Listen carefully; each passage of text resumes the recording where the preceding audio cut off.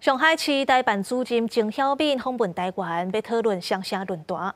外界关心到是这上海市长敢会来？不过陆委会表示，就算市长来，伊官位的层级嘛无算悬。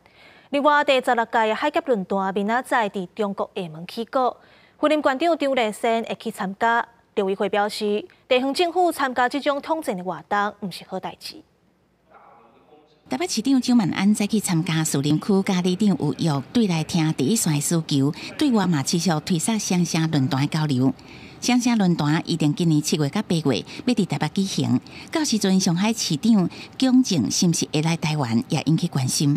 不过陆委会是讲，上海市长也毋是头人，战绩无悬。从2010年开始到现在，已经连续举办14届。 我们也都会依照相关法规以及惯例来邀请上海方的代表，所以依照对等、尊严、善意、互惠的原则来进行。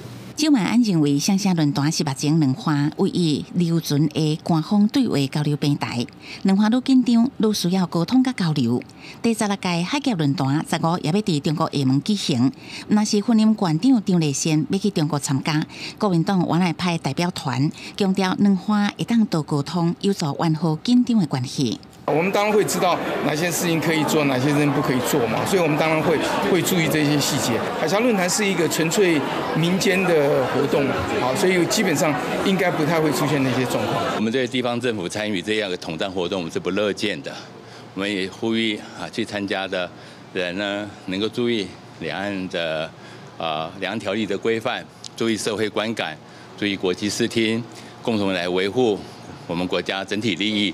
陆委会坦白讲，无乐见地方政府参加统战活动，搁再声明海峡论坛的本质都是中共的统战平台，希望出席的人唔通打红线，以免互人发。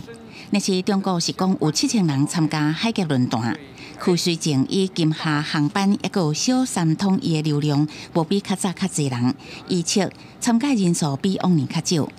记者综合报道。